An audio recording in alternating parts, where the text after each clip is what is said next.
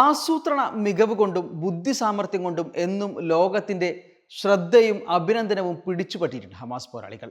ലോകത്തിലെ നമ്പർ 1 ചാരസംഘടന എന്ന പേരിൽ അവകാശപ്പെട്ടിരുന്ന മൊസാദിനെയും ഇസ്രായേലിൻ്റെ അയൺ ഡോമിനെയും ഒക്കെ ഹമാസ് തങ്ങളുടെ മികവ് കൊണ്ട് എന്നും തോൽപ്പിച്ചിട്ടുണ്ട്.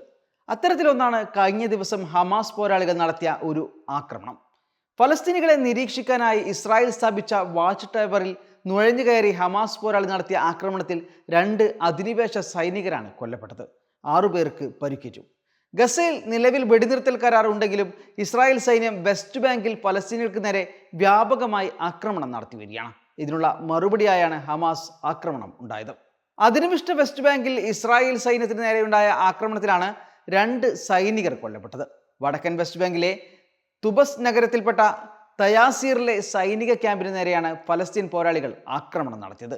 39ഉം 42 വയസ്സും പ്രായമുള്ള സൈനിക ഓഫീസർമാരാണ് കൊല്ലപ്പെട്ടതെന്ന് അധിനിവേശ സൈന്യം സ്ഥിരീകരിച്ചു.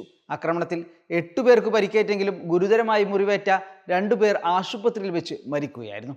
ഗസയിൽ വെടിനിർത്തലിന് പിന്നാലെ വെസ്റ്റ് ബാങ്കിൽ ഇസ്രായേൽ സൈന്യം ഫലസ്തീനികൾക്ക് നേരെ വ്യാപകമായി ആക്രമണം നടത്തി വരികയും നിരവധി പേരെ കൊലപ്പെടുത്തിക്കൊണ്ടിരിക്കുകയും ചെയ്യുന്നതിനിടെയാണ് അധിനിവേശ സൈന്യം തിരിച്ചടി നേരിടുന്നത്. വാച്ച് ടവറിൽ കയറിയ പോരാളി ചെക്ക് പോയിന്റിൽ വിശ്രമിക്കുകയായിരുന്ന സൈന്യത്തിന് നേരെ പൊടുന്നനെ വെടിവെക്കുകയായിരുന്നുവെന്ന് ഇസ്രായേൽ റേഡിയോ റിപ്പോർട്ട് ചെയ്തു.